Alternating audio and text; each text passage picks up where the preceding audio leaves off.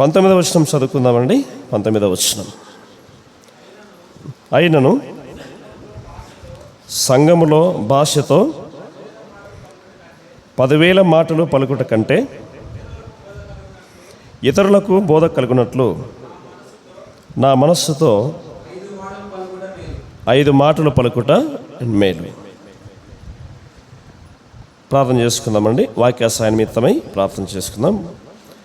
ప్రేమగల తండ్రి, మహోన్నతులైన గొప్ప దేవ, ఇంతవరకు ప్రభా మీరు మా మధ్యలో ఉండి ఆరాధనలో అధ్యక్షులుగా ఉండి యజమానుడిగా ఉండి మహిమ పొందారు తండ్రి. మీకు స్తోత్రం చెల్లిస్తున్నాం దేవా. మరికొద్ది నిమిషంలో మీ సన్నిధానంలో మేము నిలిచి ఉండి మీ మాటలు విని ప్రభా ఆత్మీయ మీరు పొందుటకు మేము ఆశపడుచుండగా ఆశగల ప్రాణం తృప్తిపరిచే దేవుడు ప్రభా, మీ మాటల చేత మా ఆశను తృప్తిపరచండి ప్రభా. సహాయం చేయండి.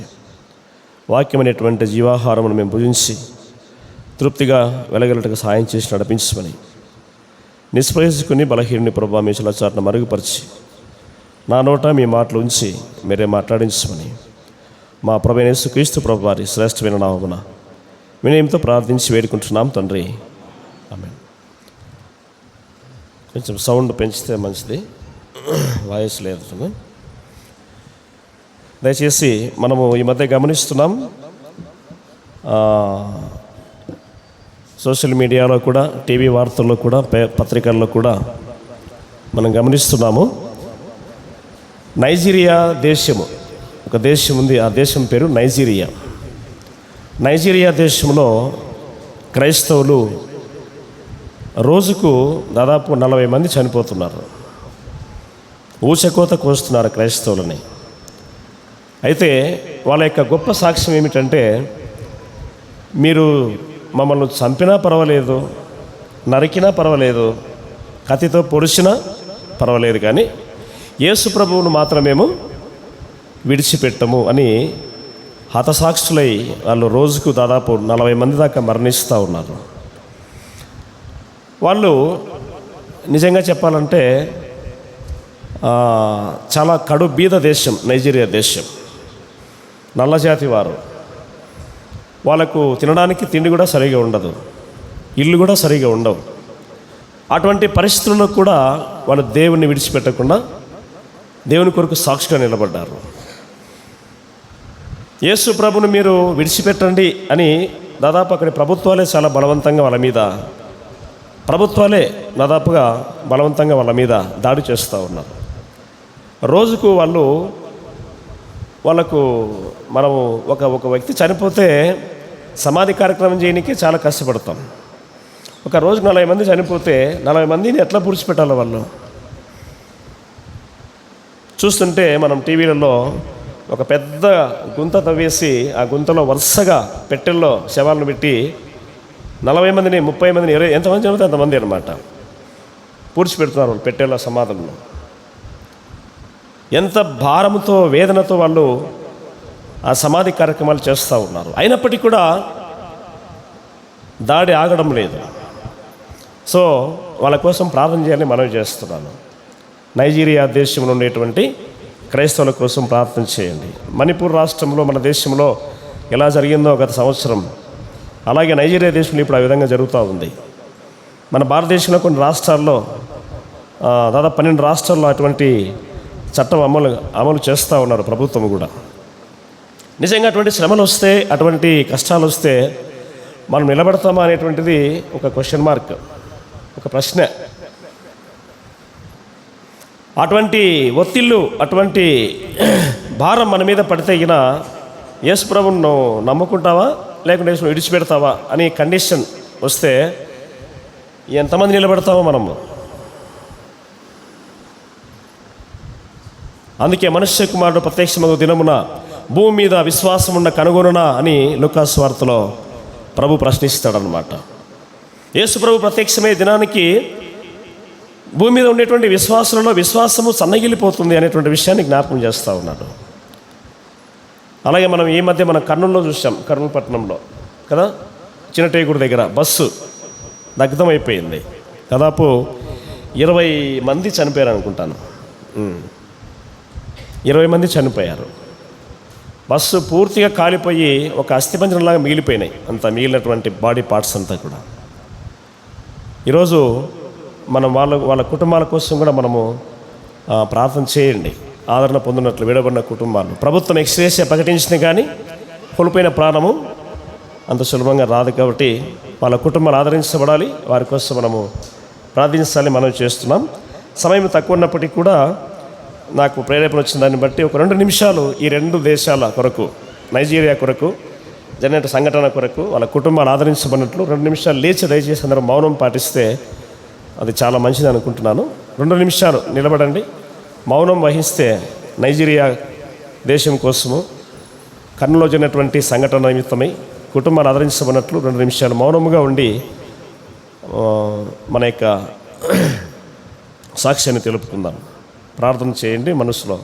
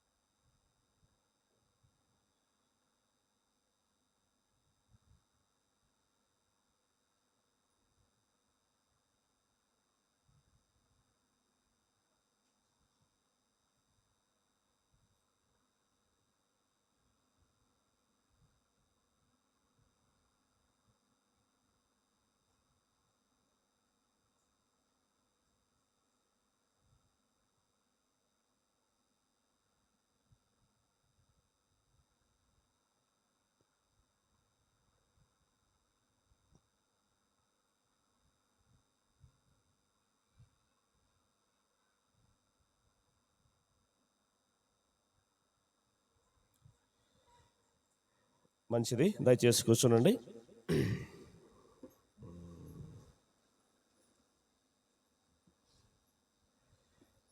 ప్రభునందు ప్రియమైన వారులారా, మనం చదివినటువంటి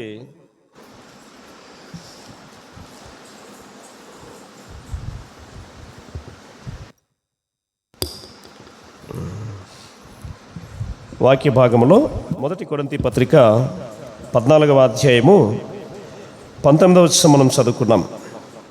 ఇక్కడ ఒక మంచి మాట మనకు కనిపిస్తూ ఉంది. ఏమిటంటే, సంఘములో 10,000 మాటలు పలుకుట కంటే ఇతరులకు బోధ కలుగునట్లు నా మనస్సుతో 5 మాటలు పలుకుట మేలు. ఎక్కడ పలకాలి? సంఘములో. ఎక్కడమ్మా చెప్పండి. అంటే మీకు వినపలే కదా? వినపడుతుందమ్మా? సంఘములో, బయట కాదు. ఎక్కడ చెప్పండి? సంఘములో. సంఘములో అంటే ఇక్కడ బోధించేవాళ్ళు. ఎవరండి? కింద కూర్చొని మాట్లాడేవాళ్ళు కాదు. ఎవరు? బోధించేవాళ్ళు. సంఘములో భాషతో 10,000 మాటలు. ఎన్ని మాటలండి? భాష అంటే ఏ భాష అయినా కావచ్చు. మన భాష ఏ భాష? తెలుగు భాష. భాషతో 10,000 మాటలు పలుకుట కంటే, ఇక నిలబడి నేను దాదాపు ఒక గంట సేపట్లో ఒక 500 మాటలు పలికాను అనుకోండి. 500 మాటలు 500 మాటలు పలికాను అనుకోండి. 500 మాటలలో మీకు మేలు కలగడానికి, మేలు కలిగే విధంగా, మీకు బోధ కలిగే విధంగా, ఆత్మీయ ఆహారము భుజించినాము అనేటువంటి తృప్తి కలిగే విధంగా మీకు కనీసం 5 మాటలన్నా మీ హృదయంలోకి పోకపోతే ఎంతసేపు ప్రసంగం చేసినా కూడా వేస్టే. అంతే కదా? పెళ్ళికి పోయినామండి, పెళ్ళికి పోతే కడపలో ఒక హోటల్ ఉంది. కడపలో 100 రూపాయలకి భోజనం 16 రకాల ఐటమ్స్ వేస్తాడనమాట వాడు. ఎన్ని రకాలండి? 16 రకాలు. 100 రూపాయలకి 16 రకాల ఐటమ్స్ వేస్తాడు. నాకు డౌట్ వచ్చింది, ఎట్లా గిట్టుబాటు అవుతుంది అబ్బాయిలకని. పప్పు, రసము, సాంబార్ వేసి, పెరిగేసి 150 రూపాయలు తీసుకుంటున్నారు. 16 రకాల కర్రీస్కి 100 రూపాయలు తీసుకుంటున్నారు వాళ్ళు. 16 రకాల కర్రీస్లో దాంట్లో 3 రకాల కలర్ రైసే ఉంటాయి. 3 రకాల కలర్ రైసులు, 3 రకాల పప్పు నేను తిన్నాను. అయితే అన్ని రకాల్లో ఏది తినాలా, ఏది ముందు తినాలా, ఏది వెనక తినాలా? మన స్వీట్ కూడా ఉంటుంది. ఏది సరిగా తినలేక తినేవాళ్ళు పప్పు కొంత, సాంబార్ కొంత, పెరుగు ఇంత తినేసి వెళ్ళిపోతారు. కానీ ఐటమ్స్ మాత్రం అన్నీ పెట్టించుకుంటారు. తినేవి మాత్రము 2-3 ఐటమ్స్ మాత్రమే తింటారు. అంటే ఏవైతే రుచికరంగా ఉంటాయో, నోటికి అంటుతాయో అవి మాత్రమే తింటారు అన్నమాట. మిగిలినవన్నీ ఏమైనట్టు వేస్ట్ అయినట్టు. అంటే ఏమి అవసరమో అవి మాత్రమే తిని మిగిలినవి ఏం చేస్తారు? పడేస్తారు. అవసరమైనవి 3-4 పెడితే సరిపోతుంది కదా, పప్పు, రసము, సాంబారు, పెరుగు కదా. మిగిలినవన్నీ పెట్టేసి అవన్నీ ఎవరు తినడంలే, తినాల్సినవి తింటున్నారు. సౌండ్ పెంచాలి, నాకు వాయిస్ లేదు ఈరోజు. అట్లా మనం వినేటువంటి మాటలలో కూడా మీకు ఏం అవసరమో అవే తీసుకోండి. ఇక్కడ నేను 10,000 మాటలు చెప్పవచ్చు కదా, 500-1000 మాటలు చెప్పవచ్చు.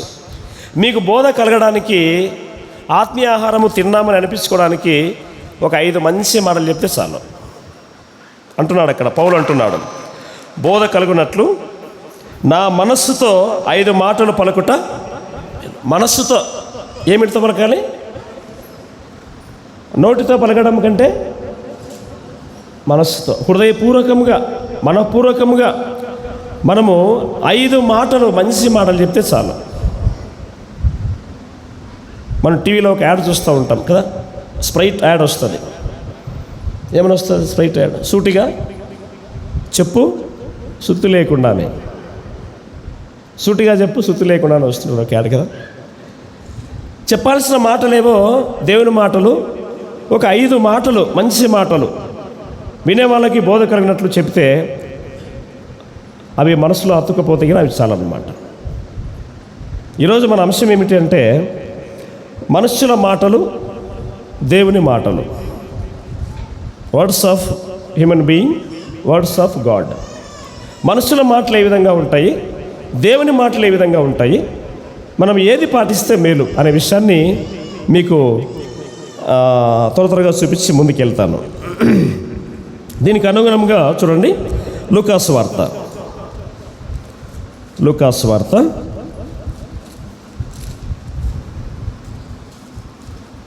4వ అధ్యాయం. లూకాసు వార్త 4వ అధ్యాయం.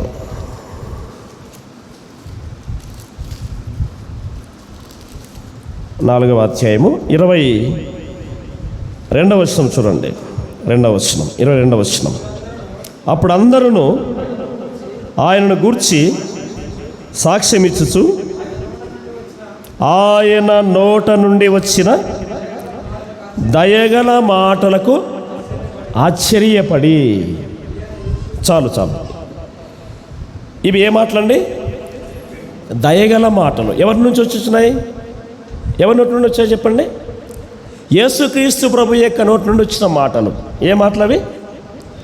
దయగల మాటలు. యేసు ప్రభుల వారి యొక్క నోటి నుంచి వచ్చిన మాటలు దయగల మాటలు. ఆ దయగల మాటలకు వాళ్ళు ఆశ్చర్యపడ్డారు.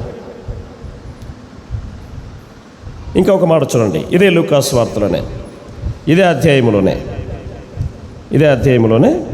32వ వచనం చూడండి.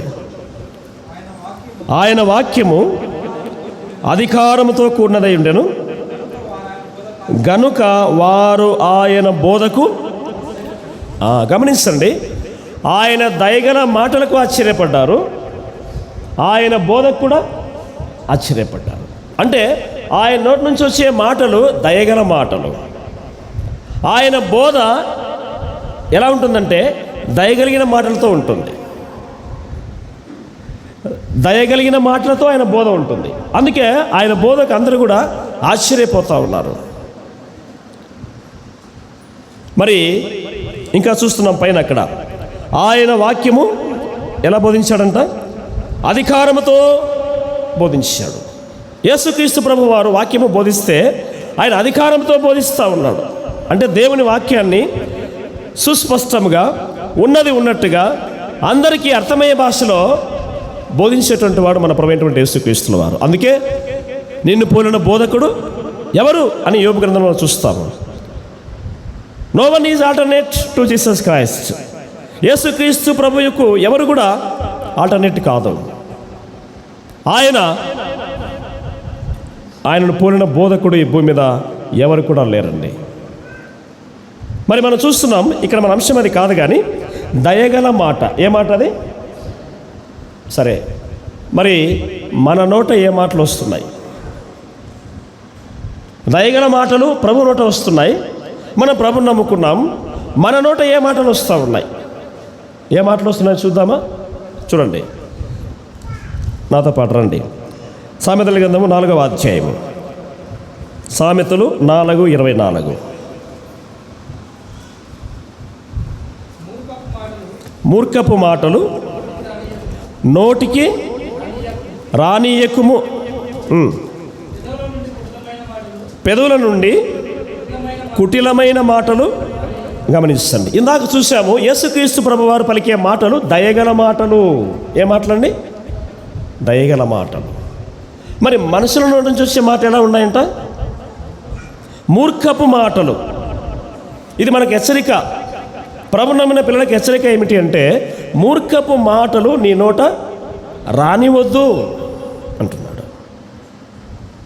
మూర్ఖపు మాటలు అంటే ఏమిటి అంటే, తెలిసి తెలియకుండా మాట్లాడడం.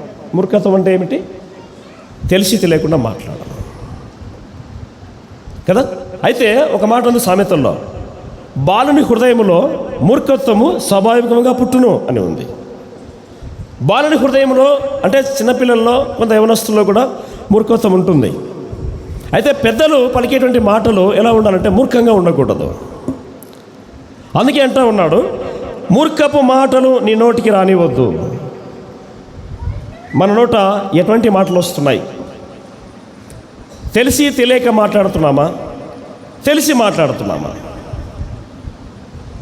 చిన్నపిల్లలు, యవనస్తులు అంటే కొంచెం తెలిసి తెలియని వయసులో మాట్లాడవచ్చు. పెద్దలు మాట్లాడే మాటలు, అన్నీ తెలిసినటువంటి పెద్దలు మనం మాట్లాడే మాటలు, విశ్వాసమైన మనం మాట్లాడే మాటలు మూర్ఖంగా ఉండకూడదు. మనం అంటుంటాం కదా, పెద్దలు అంటుంటారు, ఎంత మూర్ఖంగా మాట్లాడుతున్నారో అంటుంటాం. తెలిసి మాట్లాడరా? ఎట్లా మాట్లాడుతున్నావు? మూర్ఖంగా మాట్లాడుతున్నావు అంటుంటాం. అంటే పెద్దలమైన మనము మూర్ఖంగా ఎప్పుడు మాట్లాడకూడదు. అన్నీ తెలుసుకొని మాట్లాడాలి. విషయం తెలియనప్పుడు మౌనంగా ఉండాలి, అప్పుడు జ్ఞాని అనబడును. విషయం తెలియనప్పుడు మౌనంగా ఉంటే జ్ఞాని అనబడతాడు. మన నోట వచ్చేటువంటి మాటలు మూర్ఖపు మాటలు రాకూడదు. రెండవది చూడండి, కింద చూస్తున్నాం, పెదవుల నుండి కుటిలమైన మాటలు. ఎటువంటి మాటలు అంటాం మళ్ళీ? మూర్ఖపు మాటలు మన నోట రాకూడదు. రెండవది, పెదవుల నుండి కుటిలమైన మాటలు. అంటే అర్థం ఏమిటి?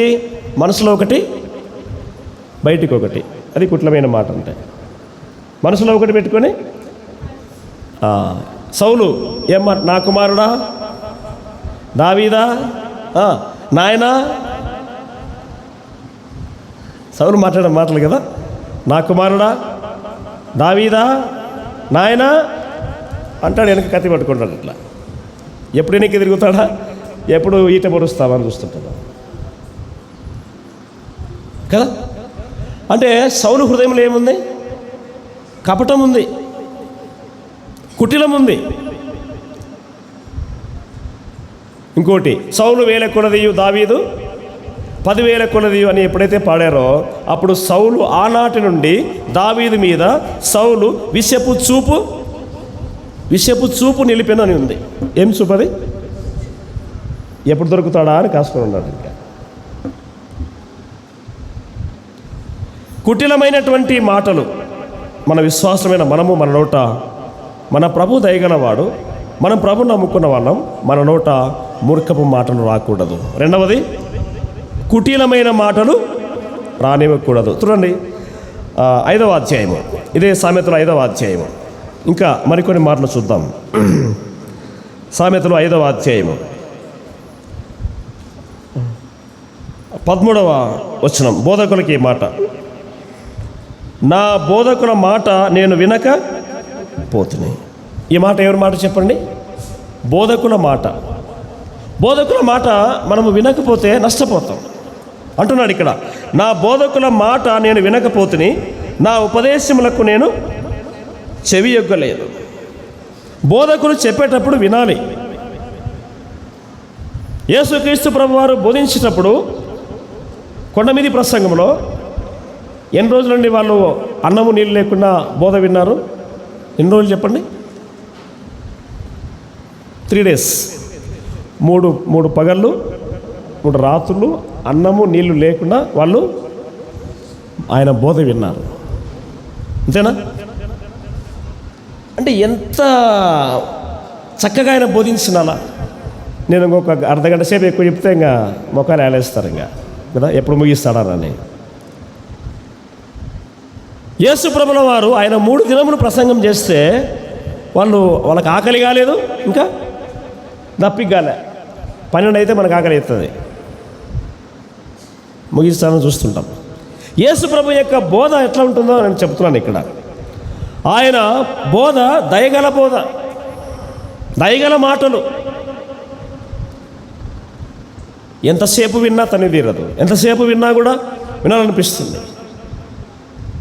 అటువంటి మాటలు ఆయన బోధిస్తుంటే విద్యలేని పామరులు 3 రోజులు విన్నారంటే ఇప్పటికీ ఆశ్చర్యమే. అది ఇప్పటికి కూడా ఆశ్చర్యమే.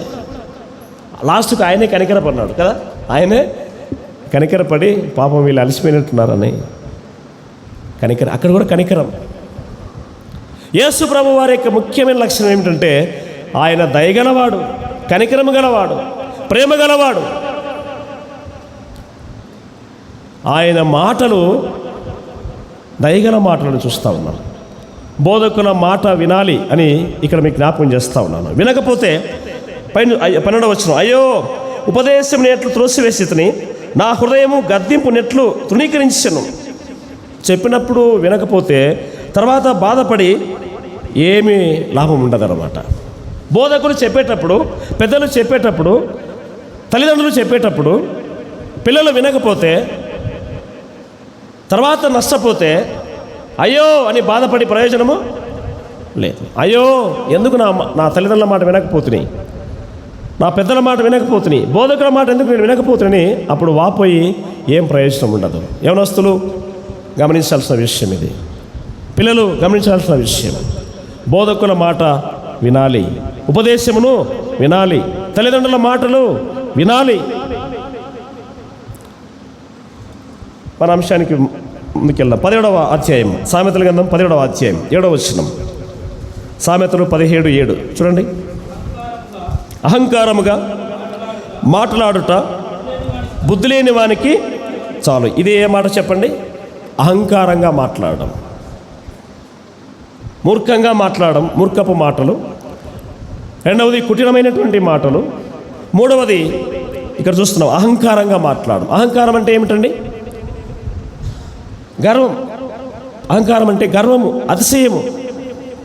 గర్వంగా మాట్లాడడం, అహంకారంగా మాట్లాడడం. నెబుకద్నెజర్ రాజు బబులోను పట్టణాన్ని కట్టించి నా ఘనత కొరకు, నా మహిమ కొరకు నేను కట్టించిన నా రాజధాని నగరము నా నా నా నేను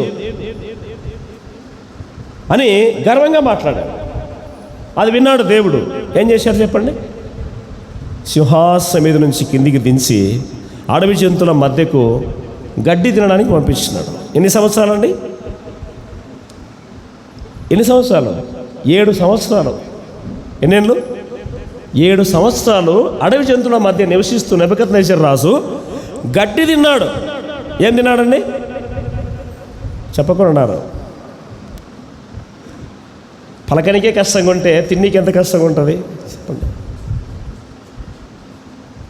దానికి కారణం ఏమిటంటే నెబుకద్నెజర్ నోట వచ్చినటువంటి గర్వపు మాటలు, అహంకారంతో కూడినటువంటి మాటలు. అహంకారంగా మాట్లాడుట విశ్వాసులకు తగదు అని చూస్తూ ఉన్నాం. దేవుని పిల్లలమైన మనము అహంకారంగా మాట్లాడకూడదు, గర్వంగా మాట్లాడకూడదు, అతిశయించి మాట్లాడకూడదు. అలాగ మనం చూస్తే రాజులనే గడ్డి తినిపించిన దేవుడు. ఇంకా బైబిల్లో ముఖ్యమైన పాపం ఏమిటి అంటే గర్వమే. సాతానుడు దేన్ని బట్టి కిందికి పడదోయబడ్డ పాతాళంలోనికి?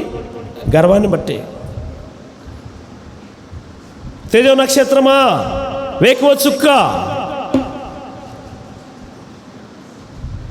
మహోన్నతునికి పైగా నేను హెచ్చించుకుందును, దేవునికి పైగా నన్ను హెచ్చించుకుంటానని గర్వించాడు సాతానుడు. గర్వాన్ని బట్టి దేవుడు పాతాళానికి తొక్కివేశాడు సాతానుని. కాబట్టి విశ్వాసమైన మనము దేన్ని బట్టి అతిశయించాలంటే మనకు కలిగిన దేన్ని బట్టి కూడా అతిశయించకూడదు. కానీ పౌలు అంటాడు, ప్రభువును బట్టి నేను అతిశయిస్తున్నాను. మనం ప్రభువును బట్టి అతిశయించాలి. పనికి మాలిన వాడను, దౌర్భాగ్యుడను, దుర్మార్గుడను, నీచులను, అసహ్యుడను, తృణీకరించబడిన వాడను అట్టి నన్ను దేవుడు రక్షించినాడు అని నువ్వు అతిశయించాల. మరి దేన్ని బట్టి కూడా మనం అతిశయించకూడదు. అహంకారమైన మాటలు అని చూస్తూ ఉన్నాం. విశ్వాసులకు ఇవి తగవు అని చూస్తున్నాం. 19వ అధ్యాయం, ఇదే సామెతలు 19వ అధ్యాయం 7వ వచనం చూడండి. సామెతలు 19:7. బీదవాడు తన చుట్టములందరికీ అసహ్యుడు, అట్టివానికి స్నేహితులు మరి దురస్తులగుదురు. వాడు నిరర్థకమైన మాటలు. ఎటువంటి మాటలు అంటే ఇవి?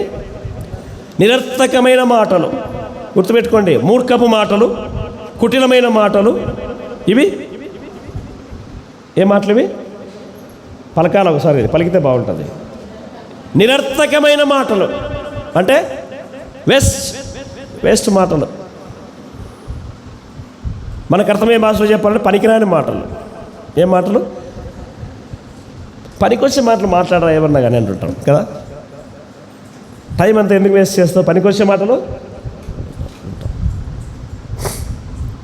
నిరర్థకమైన మాటలు అంటే పనికొచ్చే మాటలు మనం మాట్లాడాలి. అసందర్భంగా మనం మాట్లాడకూడదు. సమయాన్ని బట్టి, సందర్భాన్ని బట్టి ఏం అవసరమో, ఎంత అవసరమో అంతే మాట్లాడాలి.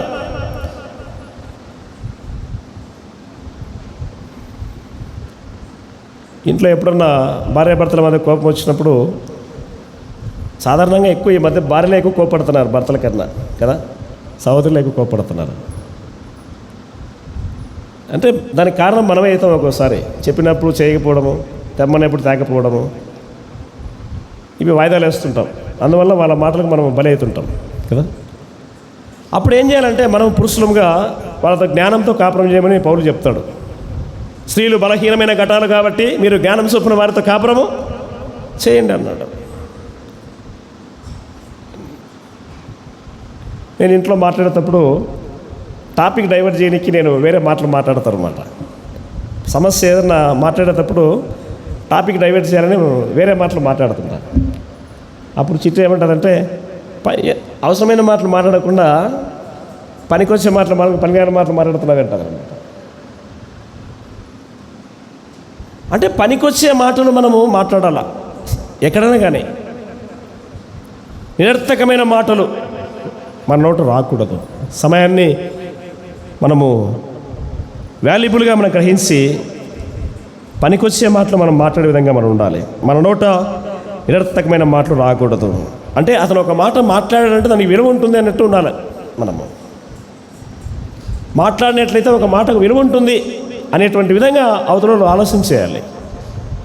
నిరర్థకమైన మాటలు మన నోట రాకూడదని చూస్తున్నాము. 18వ అధ్యాయం చూడండి. 18వ అధ్యాయము, ఇదే సామెతలు 18వ అధ్యాయము 20వ వచనం. 20వ వచనం 18:20. ఒకని నోటి ఫలము చేత వాని కడుపు నిండును, తన పెదవుల ఆదాయం చేత వాడు తృప్తి పొందును. గమనిస్తాను, ఇక్కడ ఒక మంచి మాట మనకు కనిపిస్తుంది. నోటి ఫలము, పెదవుల ఆదాయము. పెదవులతో ఆదాయం వస్తుందా? వస్తుంది. ఈ మధ్య కొంతమంది యాంకర్లు మాటలతో సంపాదిస్తున్నారు. టీవీలో యాంకర్లు కదా. మాటలే వల్ల పెట్టుబడి. పెదవుల ద్వారా ఆదాయము అంటే అర్థం ఏంటంటే నీ నోటి మాటల వల్ల నీకు ఫలం వస్తుంది. విశ్వాసమైన మనము మన నోటి మాటలు, ఆ మనిషిని మాట్లాడకురా, అట్లా మాట్లాడొద్దు ఆ మనిషిని అంటుంటాను.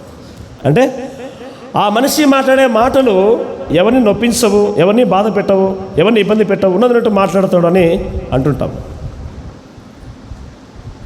మన నోటి ఫలము చేత మనము ఇక్కడ చూస్తున్నాం, నోటి ఫలం చేత వాని కడుపు నిండును, తన పెదవుల ఆదాయం చేత తృప్తి పొందును.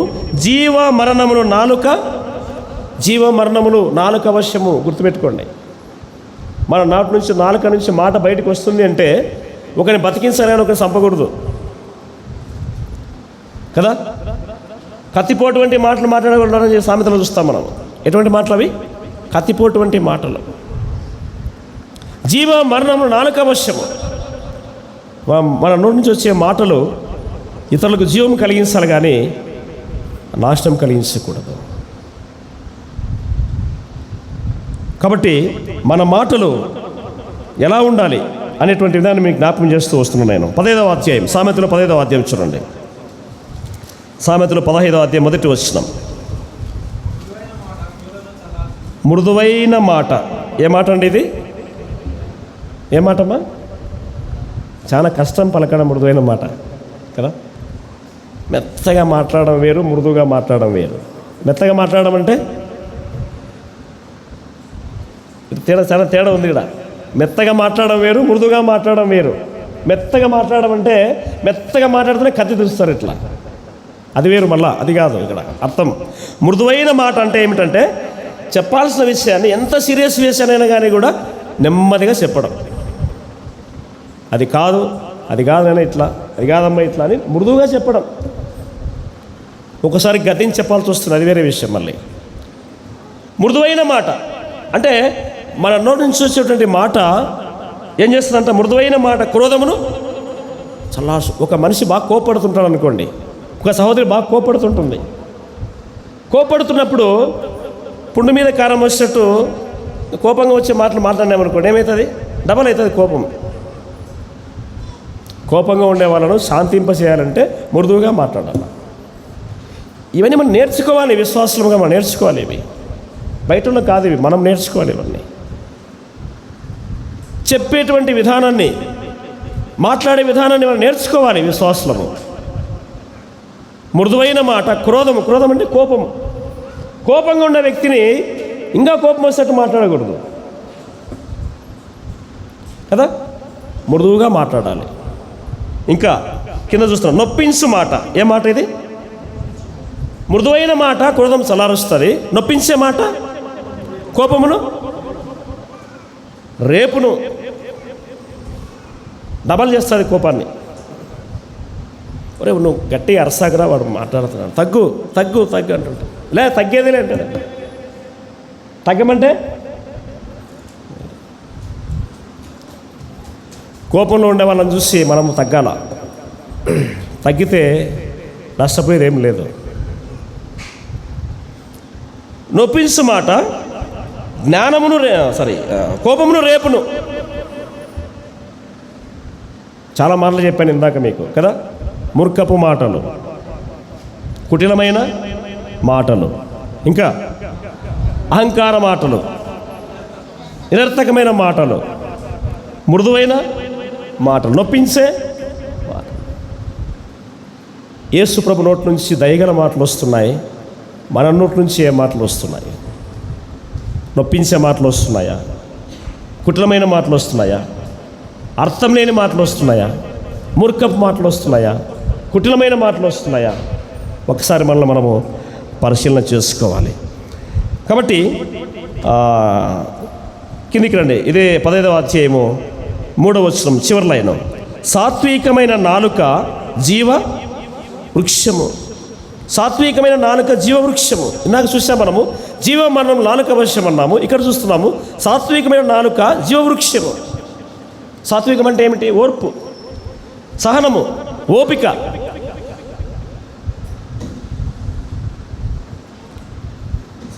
మోసే మిక్కిలి సాత్వికుడు అని దేవుడు సాక్ష్యం ఇచ్చాడు. ఎంత ఓర్పో, ఎంత సహనమో, మోసేకి, అలాగే యోబుకి కూడా. సాత్వికమైనటువంటి నాలుక జీవవృక్షము, ఎంత ఓర్చుకుంటే అంతగా మనకు మేలు కలుగుతుంది అనేది ఇక్కడ అంశం. మరి మన మాటలు ఎలా ఉన్నాయి? మన మాటలు ఎలా ఉన్నాయి చూడండి. ప్రసంగి గ్రంథము, ప్రసంగిలో ఒక మాట చూడండి. ప్రసంగి గ్రంథము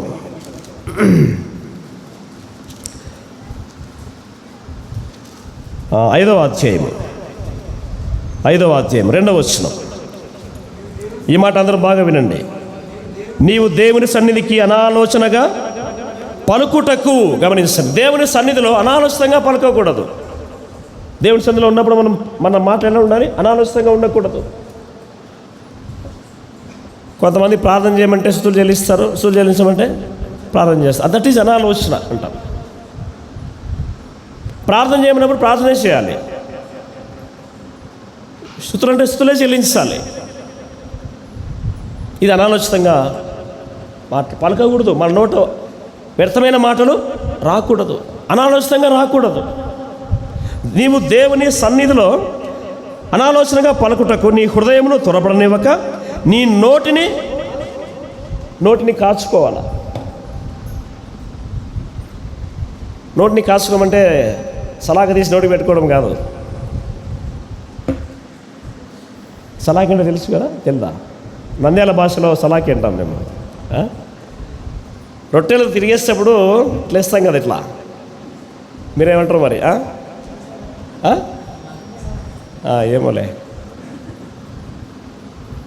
వాత పెడతా అంటుంటాం దాంతో. ఏం పెడతారు? వాత పెడతారు. నిజంగా నోటికి వాత పెడితే చాలామంది మాట్లాడరేమబ్బా. మన నోటికి మనం సలాగి పెట్టుకోవాలా, వాత పెట్టుకోవాలా.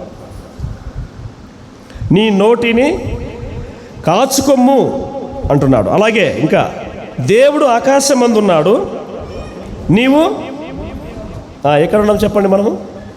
మనం భూమి మీద లేవు ఇప్పుడు. ఏడున్నాం?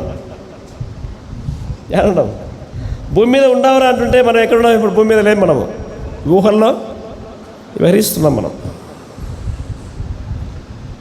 దేవుడు ఆకాశం మందున్నాడు, నీవు భూమి మీద ఉన్నావు కాబట్టి నెక్స్ట్ మాట మనకు కావాల్సింది చదవండి. కావున నీ మాటలు, ఇది మనకు అవసరం, కావలసిన మాట. దేవుడు ఆకాశం మందున్నాడు, నీవు భూమి మీద ఉన్నావు, కావున నీ మాటలు కొద్దిగా.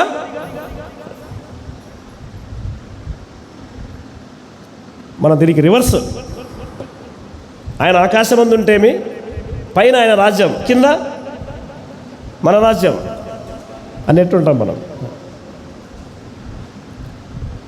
దేవుడు మనం మాట్లాడే ప్రతి మాట ఆయన వింటున్నాడు, ఆయన చూస్తున్నాడు. లేదా చూడండి, వాక్యంలో చూపిస్తాను మీకు. మలాకి గ్రంథం చూడండి, ఆ మాట మీకు జ్ఞాపకం చేస్తాను. మలాకి గ్రంథము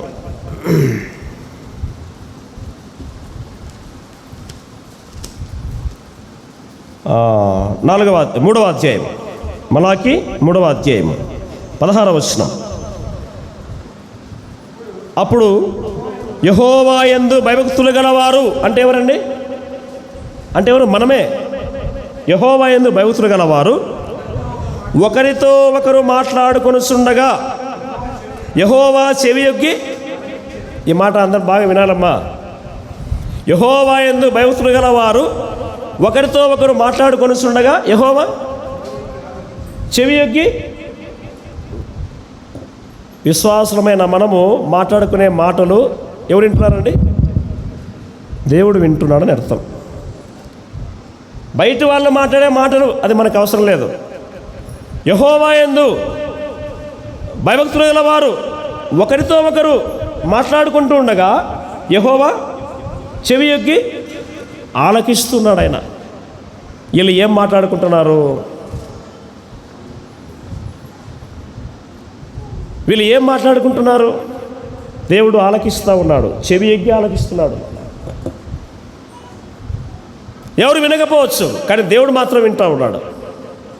మాట అనే మాట మీకు చెప్తున్నా, మీకు ఈ విషయాన్ని. మీకు మనం మాట్లాడుకుంటూ ఉంటే ఎవరు చూస్తున్నారు? ఎవరు వింటున్నారండి? దేవుడు వింటున్నాడు. ఇంకా యెహోవా యందు భయభక్తులు గల వారికి ఆయన నామమును స్మరించుచు ఉండువారికి జ్ఞాపకార్థముగా ఒక గ్రంథము ఆయన సముఖమందు రాయబడెను. గమనించండి, మనం మాట్లాడుకునేటువంటి మాటలు ఆయన విని ఏం చేస్తున్నాడంట? గ్రంథంలో రాస్తున్నాడు ఆయన. అర్థమవుతుందా? మనము కుటిలమైన మాటలు మాట్లాడుతున్నామా? మూర్ఖపు మాటలు మాట్లాడుతున్నామా? నిరర్థకమైన మాటలు మాట్లాడుతున్నామా? మృదువైన మాట మాట్లాడుతున్నామా? నొప్పించే మాట మాట్లాడుతున్నామా? ఏ మాటలు మాట్లాడుతుంటే అవి ఏమవుతున్నాయి? రికార్డ్ అవుతున్నాయి. కోర్టులో చూసారా? కోర్టులో జడ్జి పైన ఉంటాడు, పక్కనే రైటర్ ఉంటాడు, ఇక్కడ ముద్దాయి ఉంటాడు. పిలిపిస్తాడు జడ్జి. పిలిపించినప్పుడు నువ్వు ఏం చెప్తావు అదేమవుతుంది? రికార్డ్ అవుతుంటుంది. A to Z నువ్వేం చెప్పి మొత్తం రికార్డ్ అవుతుంటుంది. అక్కడ స్పాట్లో రికార్డ్ చేస్తారు వాళ్ళు. నువ్వు ఏం పలికినా రికార్డ్ చేస్తారు అన్నమాట. రాస్తుంటారు, ప్లస్ ఆటోమేటిక్గా రికార్డ్ అవుతుంటుంది అది. అందుకే దగ్గరికి రమ్మంటారు, దగ్గరికి వచ్చి మాట్లాడంటారు అనమాట. నువ్వు మాట్లాడే ప్రతి మాట ఇట్ ఈజ్ రికార్డెడ్. నేను మళ్ళా పలకలేదు, అనలేదు అని చెప్పడానికి లేదన్నమాట. అట్లా యెహోవా యందు భయభక్తులు గల వారు ఒకరితో ఒకరు మాట్లాడుకొని ఉండగా యెహోవా చెవి ఎగ్గి ఆలకించి ఒక గ్రంథము రాస్తున్నాడు ఆయన. మరి మన మాటలు ఎలా ఉన్నాయి అని మనం జ్ఞాపకం చేసుకోవాలి. ఇంకా కొన్ని చూసి ముగిస్తా. చూడండి, సమయము మనకు దగ్గరగా వస్తుంది. ఇదే సామెతలోనే 30వ అధ్యాయం చూడండి. సామెతలు 30వ అధ్యాయం 6వ వచనం.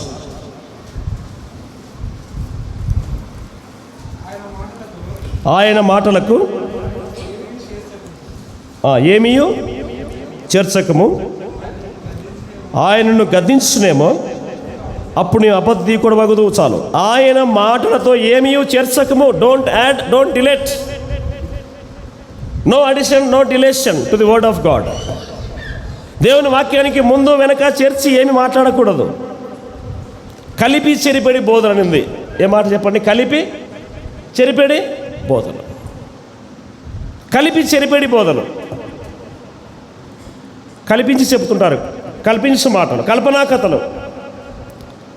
అందుకే అంటున్నాడు ఇక్కడ, ఆయన మాటలతో ఏమీ చేర్చకము. Don't add any words to the word of God. దేవుని వాక్యానికి నువ్వు ఏమీ చేర్చి నువ్వు వ్యాఖ్యానం చేయకూడదు. ఏది తీసేసి నువ్వు వ్యాఖ్యానం చేయకూడదు. ఆయన మాటలో ఒక సున్నైనా ఒక పొల్లైనా తప్పిపోదు. ఎంత వాల్యూ అండి దేవుని వాక్యానికి. ఒక పొల్లు కూడా తప్పిపోదు, ఒక సున్నా కూడా. ఒక సున్నా చేర్చకూడదు, ఒక పొల్లు చేర్చకూడదు. ఏం చేస్తాడంట? కలిపితే ఏం చేస్తాడంట? ఆయనను గద్దించునేమో, నిన్ను గద్దిస్తాడు చెప్తా. ఆయన మాట యథాతథంగా నువ్వు బోధించాలి, యథాతథంగా నువ్వు చదవాలి అని మనం చూస్తున్నాం ఇక్కడ. ఆయన మాటలతో ఏమీ చేర్చకము. ఎందుకంటే ఈనాడు మనం చూస్తున్నాము కలిపి చెరిపడి బోధలు, కలిపి చెరిపడి మాటలు, కల్పనా బోధలు, కల్పనా కథల వైపు తీరే కాలం వచ్చి ఉన్నది అని ఇక్కడ చూస్తాం మనం. కాబట్టి మన మాటలు ఎలా ఉండాలని మనం జ్ఞాపకం చేస్తా ఉన్నాం మీకు. కీర్తనలో చూడండి, కీర్తన గ్రంథము 78వ కీర్తన, 78వ కీర్తన 37వ వచనం చూడండి. 78వ కీర్తన 37వ వచనం. నోటి మాటతో వారు ఆయనను ముఖస్తుతి చేసిరి, తమ నాలుకలతో ఆయన ఏదో బొంకిరి. గమనిస్తాను, నోటి మాటతో వారు ఆయన ముఖస్తుతి చేసిరి. చాలామంది ఏం చేస్తారంటే ముఖస్తుతి. ముఖస్తుతి అంటే ఏమిటి? పొగడడం, పొగడడం. ముఖస్తుతి దేవునికి ఇష్టము ఉండదు. ముఖస్తుతి అంటే ఏమిటంటే ఎదురుగా పొగడము, తర్వాత తెగడడం. పొగడుట, తెగడుట. ముందు పొగడతా, వెనక తెగడతా. వీళ్ళంతా చేసింది ఇశ్రాయేలు జనాంగం. ఏం చేశారు వీళ్ళు? నోటి మాటతో ఆయన ముఖస్తుతి చేసిరి. అయ్యా, ఐగుప్తు దేశంలో నుంచి మనం తీసుకొచ్చినాడు నీవే, అని అనడము, మళ్ళీ ఏమంటారు, మేము ఐగుప్తులో సచ్చినా మేలే, సమాధులు లేవని ఇక్కడ తీసుకొచ్చినావా. పొగడము వాళ్ళే, మళ్ళా తెగడము వాళ్ళే. అంటే నోటి మాటతో, పై నాలుకతో, పెదవులతో వాళ్ళు స్తుతిస్తున్నారు దేవుణ్ణి. యోబు అంటాడు, ముఖస్థుతి చేయటం నాకు అసహ్యము అంటాడు. ముఖస్థుతి చేయటం నాకు అసహ్యం అంటాడు యోబు. ముఖాన్నే మాట్లాడుతూ అంటాడు, కానీ ముఖస్థుతి చేసి ముందొక మాట వెనుక మాట మాట్లాడడం యోబుకు రాదు. ముఖస్థుతి చేసి తమ నాలుకలతో ఆయన యొక్క బొంకిరి. బొంకడం అంటే ఏమిటి? బొంకడం అంటే పేతురు బొంకాడు, అబద్ధం ఆడడం, అబద్ధాన్ని నిజమని నిరూపించుకునే ప్రయత్నంలో బొంకడం, దాన్ని బొంకడం అంటాం. నువ్వు ఈ మాట అన్నావు కదా అంటే అనలేదు, అన్నావు కదా అనలేదు, అన్నావు కదా అనలేదంటే దాన్ని బొంకడం అంటాం. నేను అనలేదంటే నువ్వు అన్నావంటావే, మళ్ళీ లేదు నువ్వు అన్నావు, దట్ ఈస్ బొంకడం. పేతురు, ప్రభు నీకు తెలుసు కదా, ఆయన శిష్యులో ఒక్కడివి కదా అంటే, కాదమ్మా నేను కాదు.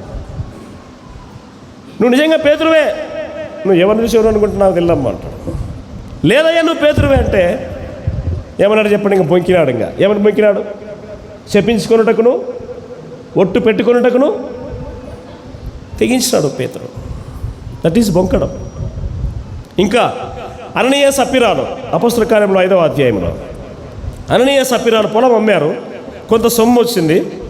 అక్కడ నియమం ఏమిటంటే, సంఘంలో ఆది అపొస్తలుల సంఘం నియమం ఏమిటంటే, తమ కలిగినవన్నీ అమ్మి సంఘంలో అపొస్తలుల పాదం దగ్గర పెట్టాలా, అది నియమం. అక్కడ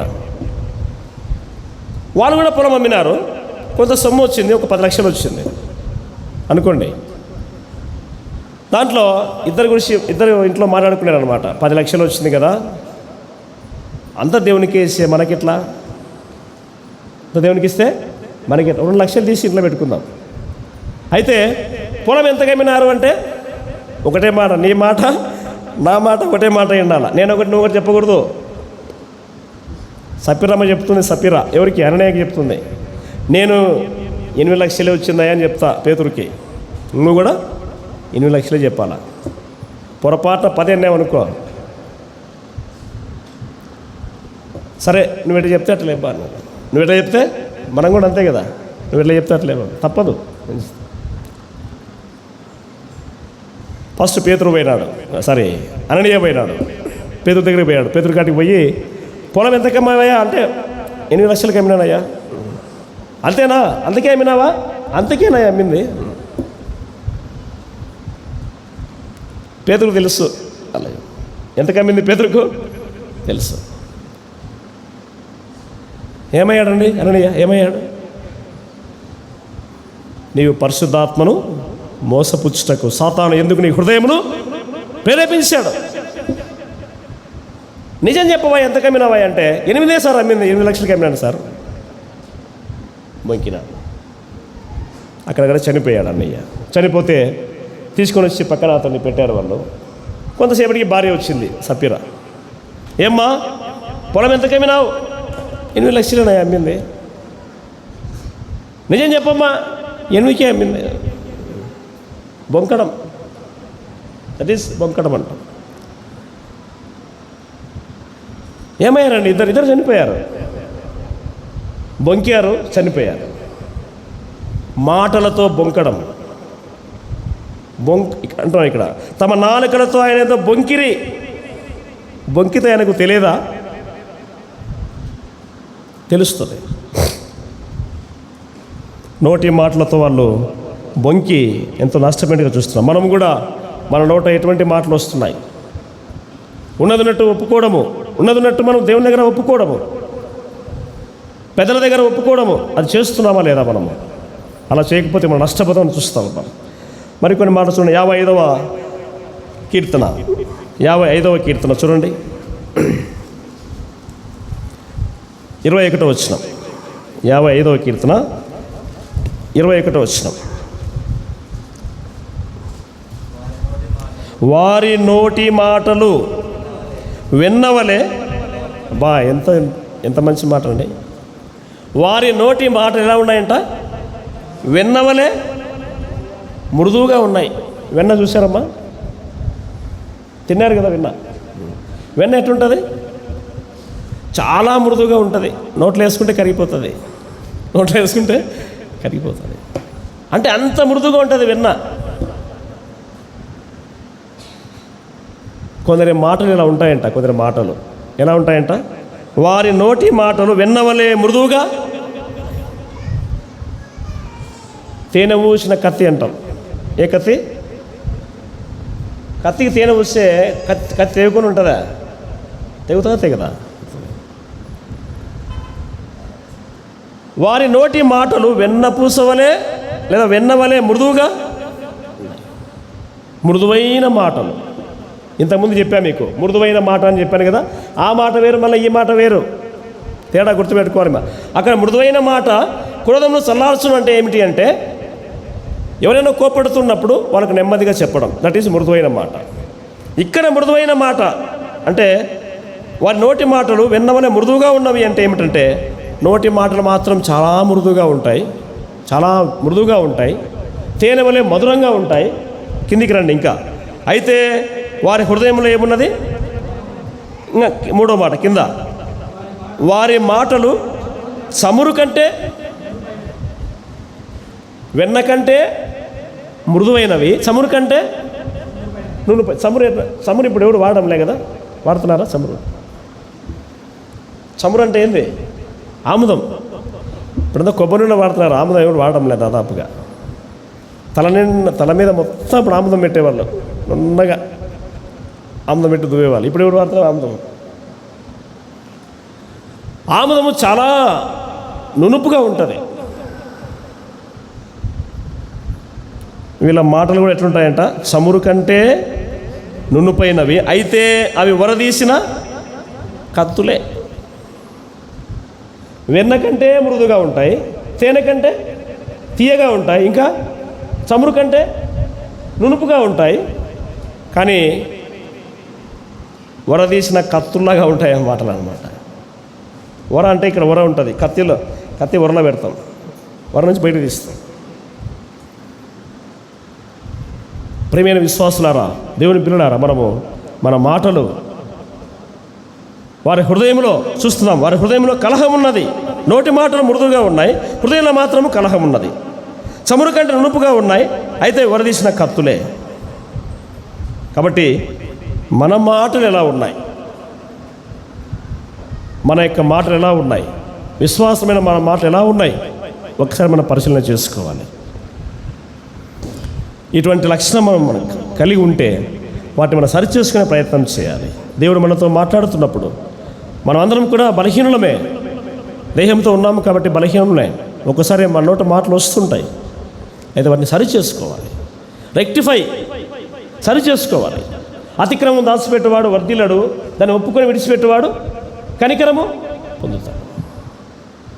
కొంతమందికి చేసేవన్నీ తప్పులు చేస్తారు, ఒప్పుకోమంటే ఒప్పుకోరు. తప్పును తప్పు అని చెప్తే తప్పు అవుతుంది. దొంగను దొంగ అంటే ఒప్పుకుంటాడా? ఒప్పుకోడు.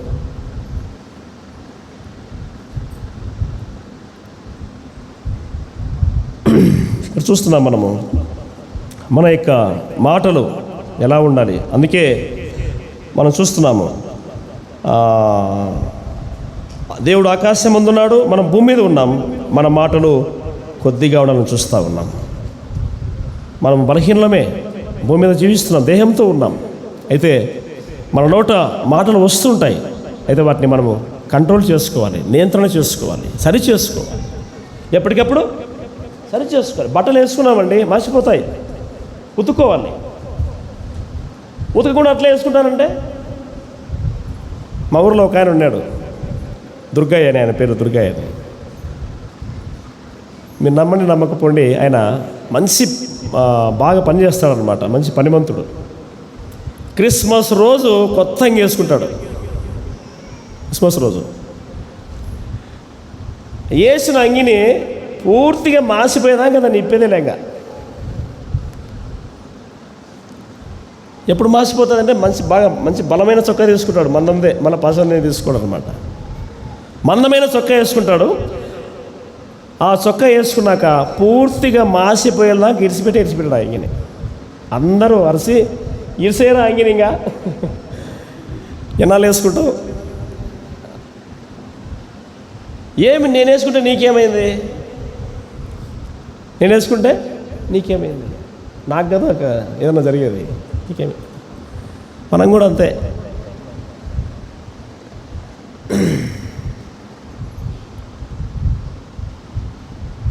మనము సరి చేసుకోవాలి, ఉతుక్కోవాలి, మన వస్త్రాలను ఉతుక్కోవాలి, నోటి మాటలు సరి చేసుకోవాలి, మన హృదయాన్ని మనం సరి చేసుకోవాలి. ఎందుకంటే మన ప్రభు దయగలవాడు. మన నోట దయగల మాటలే రావాలి. ఎటువంటి మాటలు వస్తున్నాయి మన నోట? సరే, 5 నిమిషాల్లో త్వరగా దేవుని మాటలు ఏంటి చెప్పి నేను ముగిస్తాను. దేవుని మాట ఎలా ఉంటాయి చూడండి. వింటే మనకేం ప్రయోజనము? యెషయా గ్రంథము 66:25. యెషయా 66:25. ఎప్పుడెప్పుడు బైబిల్ మూస్తారని చూస్తున్నారు కదా చాలామంది. 66:25 ఏమన్నా అనుకోండి, లేదా? సరే, 66వ అధ్యాయము 2వ వచనం. సారీ, అవన్నీ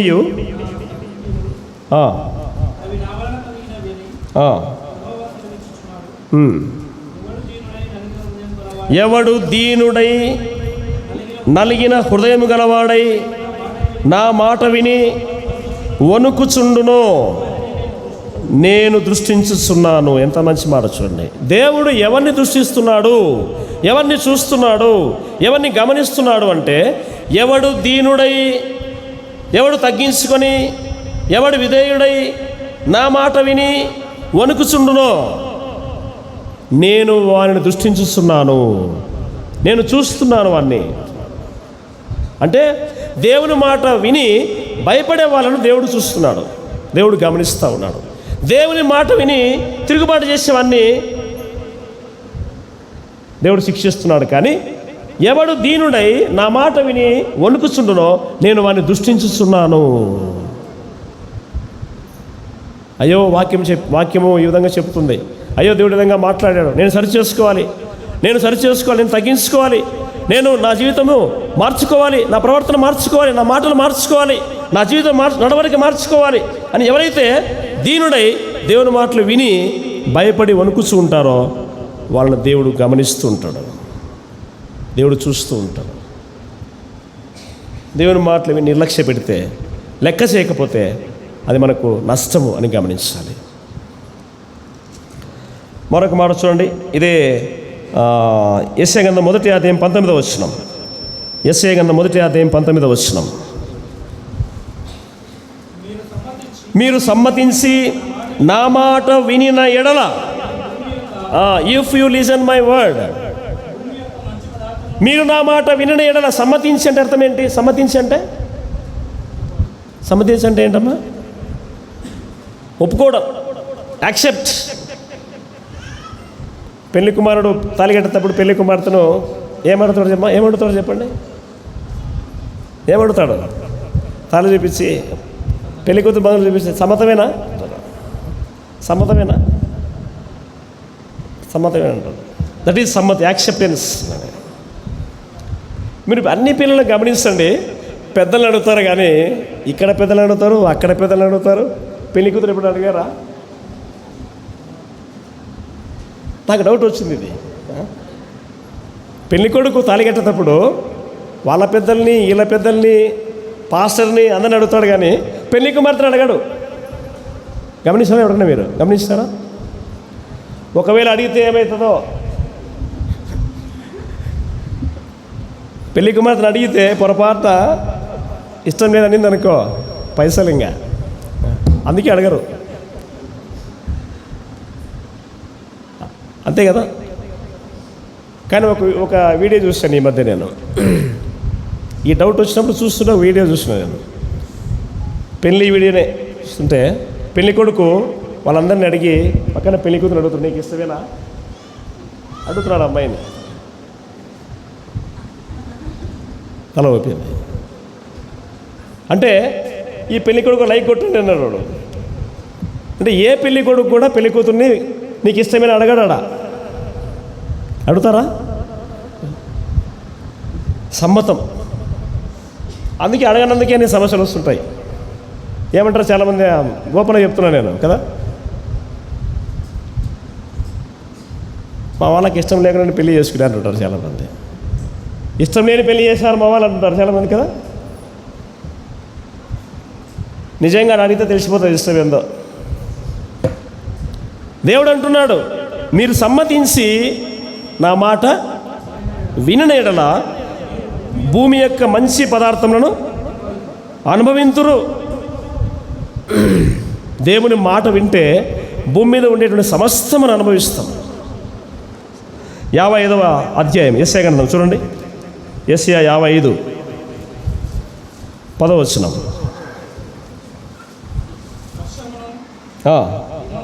హిమమును వచ్చి భూమిని తడిపి విత్తనమును ఆహారమును వర్ధిల్లును చేయును. అలాగే నా నోట నుండి వచ్చు వచనమును ఉండును. నా నోటి నుంచి వచ్చే మాట అంటే దేవుని నోటి నుంచి వచ్చేటువంటి మాట ఏం చేస్తుందంట? వర్షం ఎట్లా పైనుంచి పడి భూమిని తడిపి విత్తనమును తడిపి పంటను ఇస్తుందో, అలాగే దేవుని నోటి నుంచి వచ్చే మాట ఏం చేస్తుందంట? మన హృదయాలను తడుపుతుంది. మన హృదయాలను తడుపుతుంది. వాక్యం అనేటువంటి విత్తనము మన హృదయమైనటువంటి పొలంలో విత్తబడుతుంది.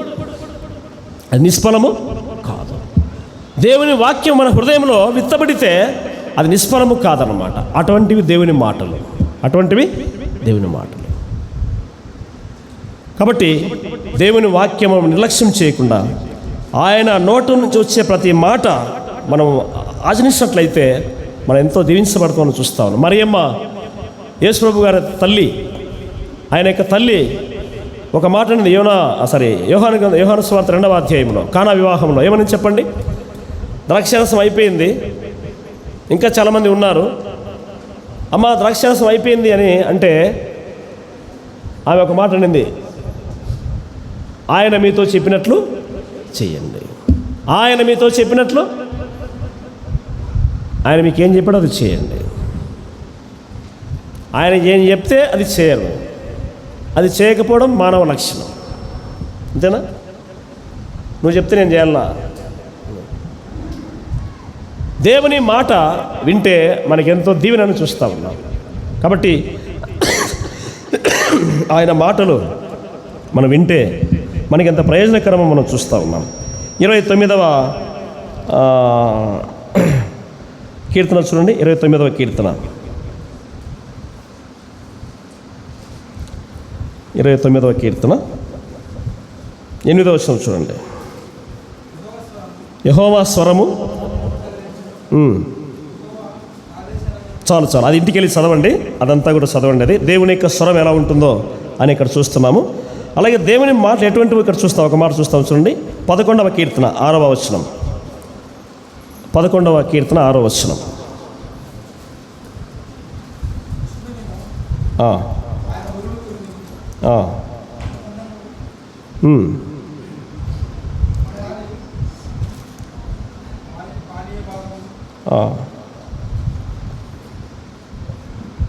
కాదు 12వ కీర్తన, క్షమించండి, 12వ కీర్తన 6వ వచనం. యెహోవా మాటలు పవిత్రమైనవి, అవి మట్టి మూసలో 7 మారులు కరిగి ఊదిన వెండి ఎంత. దేవుని మాటలు ఎంత పవిత్రమైనవంటే మట్టి మూసలో 7 మారులు కరిగి ఊదిన వెండి ఎంత పవిత్రములు. వెండి, ఇప్పుడు వెండి ఎంత తెలుసునా? కేజీ ఎంత ఉంది? కేజీ ఇప్పుడు బంగారు చెప్తారా, వెండి చెప్పరు కదా. బంగారు ఎంతమ్మా? 1,30,000 దాకా ఉంది ఇప్పుడు కదా. తులం బంగారు ఇప్పుడు 1,30,000 ఉంది దాదాపుగా, 24 క్యారెట్స్. వెండి కిలో 2 lakhs, కిలో 2 lakhs వరకు, 2 లక్షల వరకు ఉంది. దేవుని మాటలు ఎటువంటివంటే మట్టి మూసలో 7 మార్లు కరిగి ఊదిన వెండి అంత పవిత్రములు. నిజం చెప్పాలంటే బంగారు కంటే వెండి బాగా మెరుస్తుంటుంది, తెల్లగా మెరుస్తుంటుంది, ప్యూర్ వైట్ కనిపిస్తుంటుంది, పవిత్రత.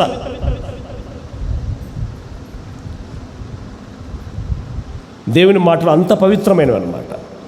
కాబట్టి ఆయన మాటలు విని ఆయన ఎలా మాట్లాడుతున్నాడో, ఆయన మాటలు ఎటువంటివో మనం నేర్చుకొని, మన మాటలు ఎలా ఉండకూడదో వాటిని సరి చేసుకొని మనం ముందుకు సాగినట్లయితే మనం ఎంతో దీవించబడతామని, మేలు పొందుతామని వాక్యం ద్వారా మనం హెచ్చరించబడుతున్నాము.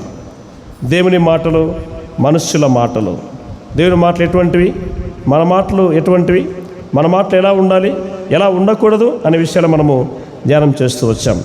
మరి ఈ మాటలు విన్న తర్వాత మనము ఏవైనా లోపాలు ఉంటే వాటిని సరి చేసుకొని ముందుకు సాగినట్లయితే మనం దీవించబడతామని ఈ మాటల ద్వారా మనం హెచ్చరించబడుతున్నాం. ప్రభు ఈ మాటలు మన కోసము దీవించును గాక.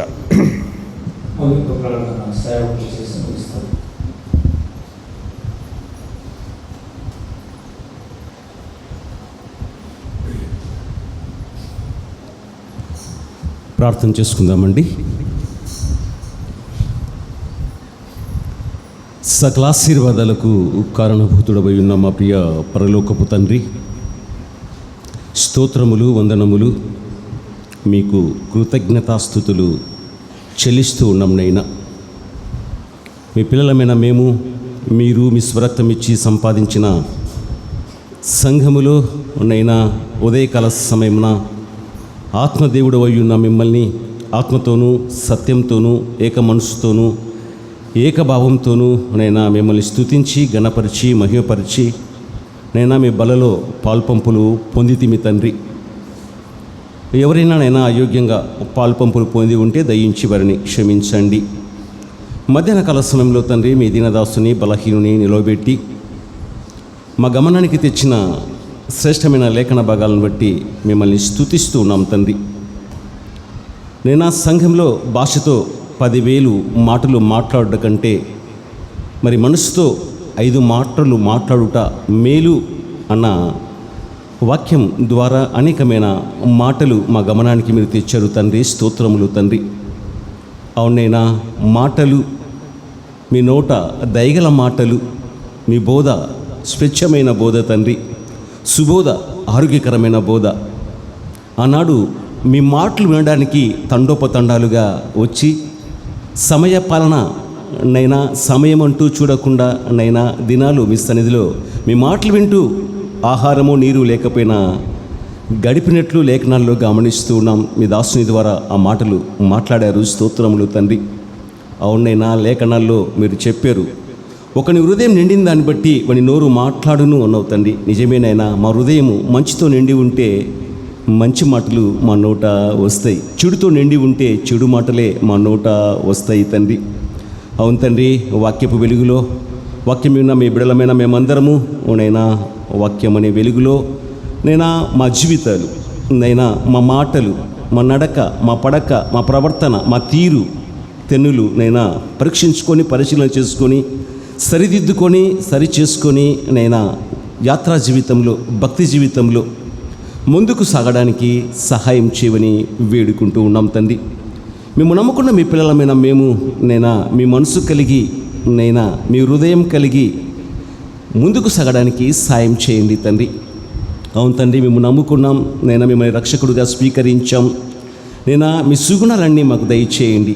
మీ స్వారూప్యంలోకి మేమందరం కూడా రూపాంతరం చెందడానికి సహాయం చేయమని వేడుకుంటున్నాం తండ్రి. విత్తబడ వాక్యం తండ్రి నీరు కట్టి ఫలింపజేయమని వేడుకుంటున్నాం నైనా. వాక్యం చెప్పిన అన్నగారిని, అన్నగారి కుటుంబాన్ని దీవించు. రాబోయే దినాల్లో తండ్రి ఇంకా బహుబలంగా నేను మీ సేవలో, మీ పరిచర్యలో వాడుకునమని వేడుకుంటున్నాం తండ్రి. ఇంతవరకు తండ్రి మా మధ్యలో మీ సన్నిధి ఉంచినందుకు స్తుతిస్తూ ఉన్నాం తండ్రి. నేను కూడిక అనంతరం నైనా జరగనయ్యున్న యవనస్తుల కూడిక చక్కగా జరుగులాగున సాయం చేయండి. నేను మా స్థానిక సంఘంలో కొందరు అనారోగ్యంతో మూలుగుతున్న బిడ్డల పట్ల కనికరపడండి. మీరు మీ గాయపడిన స్థలతో అట్టి వారిని ముట్టి శీఘ్రంగా స్వస్థత చేకూర్చమని వేడుకుంటున్నాం తండ్రి. సహోదరుడు దానియేలుకు జరగనై ఉన్న శస్త్రచికిత్స విషయంలో కృప చూపండి. అలాగనే మరి ప్రభా కుమారన్న సామీల్ అన్నకు కూడా వారు కూడా నైనా యాక్సిడెంట్ అయ్యి వైద్యుల పర్యవేక్షణలో నైనా మరి హాస్పిటల్లో అడ్మిట్ అయ్యి చికిత్స పొందుతున్నారు. వారు కూడా నైనా శీఘ్రంగా కోలుకొని స్వస్థచిత్తులై ఇంటికి రావడానికి మిమ్మల్ని గణపరచడానికి సాయం చేయమని వేడుకుంటున్నాం తండ్రి. నేను ఇంతవరకు నైనా మీరు చేసిన మేలన్నింటి బట్టి మరొకసారి మిమ్మల్ని స్తుతిస్తున్నాం తండ్రి. మీ పిల్లలమైన మేము చెదిరి మా గృహాలకు వెళ్ళనై ఉన్నాం. క్షేమంగా మమ్మల్ని గమ్యస్థానం చేర్చండి. మీ చిత్తమైతే మీ ఇష్టమైతే మరొక వారపు నియామక కోడికకు మీ సన్నిధిలో కనబడే భాగ్యం దయచేయండి. అంతవరకు మాకు మీరు తోడుగా, నీడగా, కోటగా, కొండగా, ఆశ్రయదుర్గంగా ఉండి యాత్రా జీవితంలో ముందుకు నడిపించవని మీ కుమారుడు మా రక్షకుడై ఉన్న యేసుక్రీస్తు ప్రభువు నామములో స్తుతించి ప్రార్థన చేసి అడిగి వేడుచున్నాము మా పరమ తండ్రి. ఆమెన్. వందనాలండి అందరికీ.